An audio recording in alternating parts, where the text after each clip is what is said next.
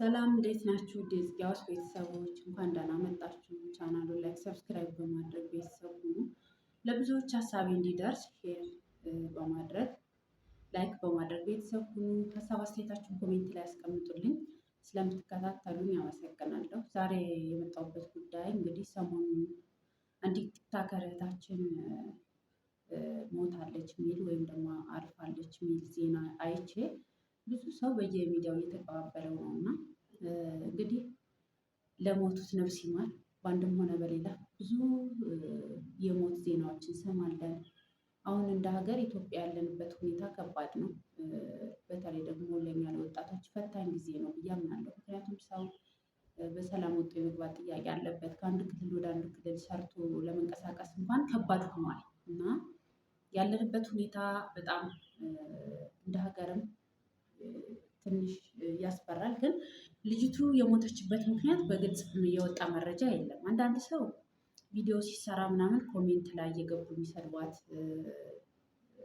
ብዙ የስድብ ኮሜንቶች አሉ ይላል። አንዳንዱ ደግሞ በትዳሯ በህይወቷ ከባድ ጫና ስለነበረ እሷ ትሪት የምታደርገው እሷ የምትንከባከበው ፍቅር ብቻ ነበረ። ያ ደግሞ አጥጋቢ ሆኖ ስላላገኘችው ራሷን ያጠፋችው በትዳሯ በህይወቷ ነው የሚሉ አሉ። ግን እነዚህ ሁሉ መላምቶች ናቸው እንጂ ትክክለኛ መረጃ የተቀመጠ የለም እስካሁን። እና እንግዲህ እኔ አሁን ምን ልል ፈልጌ መሰላችሁ፣ ልጅቱ ሞታለች ነፍሷን ይማር።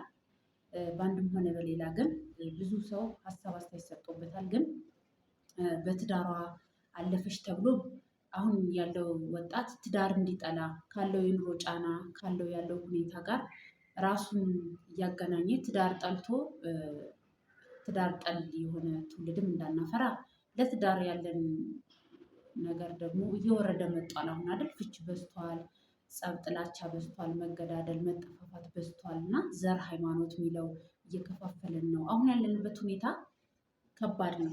አሁን ይሄን ደግሞ ሲሰማ በትዳሯ ምክንያት ነው ራሷን ያጠፋች የሚለው ሲኖር ከሷ ሞት በላይ ደግሞ ሌላ ወጣት የሚሞት አለ። በቃ ትዳር እንዲህ ነው፣ ህይወት እንዲህ ነው ምናምን የሚል አለ።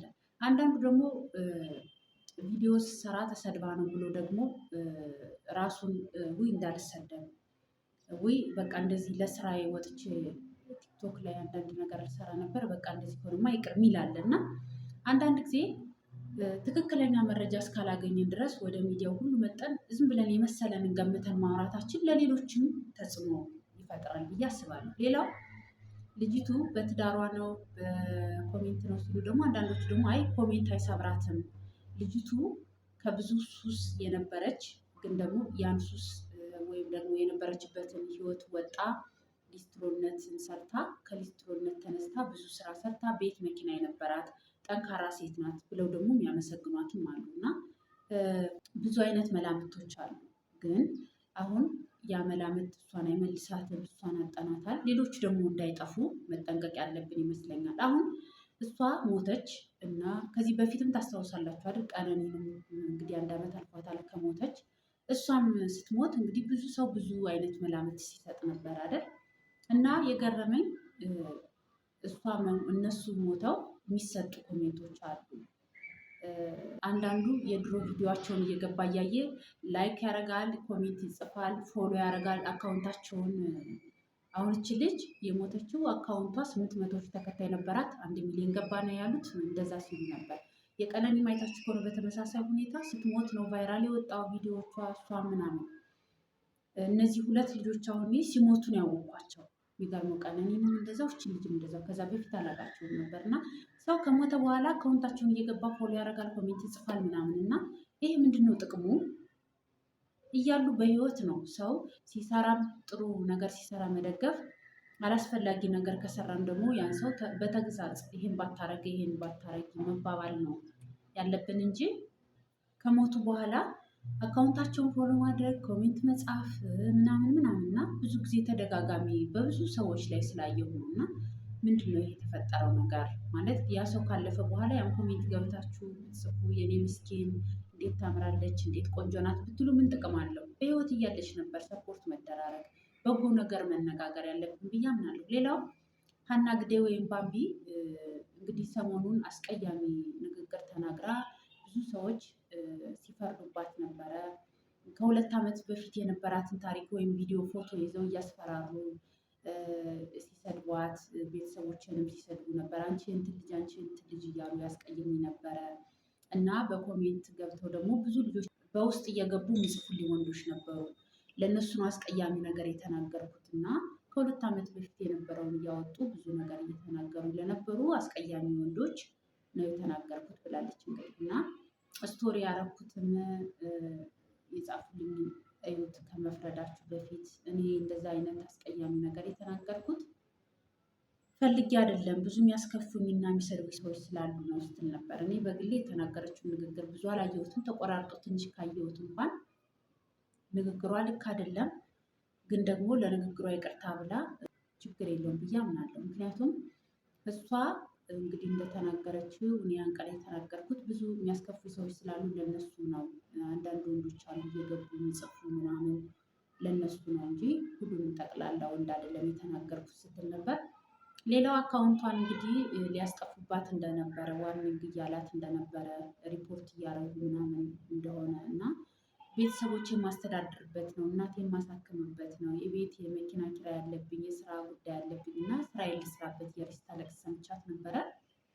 እንግዲህ አሁን ከዚህ በፊት እንደነገርኳችሁ የቀነኒን የዚችን ልጅ ሞት ምናምን እያነሳን ሌሎቹም የሞቱትን እያነሳን አወራን አይደለም። ግን አንዱ ሲሞት ማዘን ብቻ ነው ወይ? አሁን ባምቢ በጣም ከዚህ በፊት ከ2 ዓመት በፊት የሆነ ነገር ተብላ በጣም ቫይራል ወጦ ብዙ ነገር ተብላ እሷም እንግዲህ ንስሐ ገብቼ ብላ ወደ ፈጣሪዋ ቀርባ ወደምታምንበት እምነት ተጠግታ ደግሞ ከዛ ነገሮችን አስተካክላ ስራ እየሰራች ጠንክራ የቆመች ሴት ናት። ያደረገችውም አሁን የተሳደበችው ስድብ ልክ ባይሆንም ግን ደግሞ ያን ነገር ትታ ወደፊት እየተራመደች ስራ እንድትሰራ ቤተሰቦቿንም ሆነ ራሷ እንድታስተካክል እንድትቀየር ነው እንጂ ማድረግ ያለብን በነበር ማንነቷ እያነሳን እሷን ማሸማቀቃችን ልክ ነው እንዴ?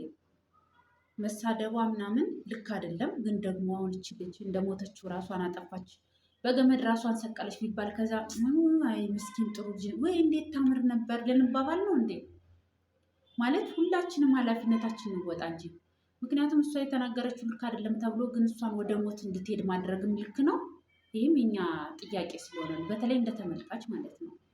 እና አንድ ሰው ሲሞት ማዘን ብቻ ጥቅም የለውም እያለ በህይወትም ያልኩበት ምክንያት ሰው ሲኖር አስቀያሚ ኮሜንት እየጻፈን ራሱ እንዲያጠፋ ራሱ እንዲጎዳ የሚያደርግ ንግግር ከተናገርን በኋላ ሲሞት ወይኔ የኔ ቆንጆ ስታምር እኮ እሷ እኮ ጥሩ ናት፣ እሷ እኮ እንዲህ ነበረች መባባሉ ጥቅም ያለው አይመስለኝም አይደለም። ስለዚህ በህይወት እያለ ያ ሰው ሰፖርት እናድርገው፣ ካለበት ህመምም እንዲወጣ እናድርገው። አሁን እሷ ለምሳሌ እነዛን ወንዶች የተሳደበችበት ምክንያት ከዚህ በፊት የነበራትን ነገር እያወጡ እንደዚህ ይሁን እንደዛ ይሁን እያሉ እየጻፉብኝ ነው አለቻ። ግን እሷ ከዛ ትሮማዋ እንድትወጣ በችል በህክምናው በአንቺን ደግሞ ጸሎት እያደረግን ፈጣሪ ደርቷት ከዛ ነገር እንድትወጣ ማድረግ እንጂ ባላት ነገር እያሸማቀቅናት እቺ ልጅ ራሷን ብታጠፋ ነገ ወጠን ወይኔ እንዴት ያለች ልጅ ነበረች መባባል አለብን።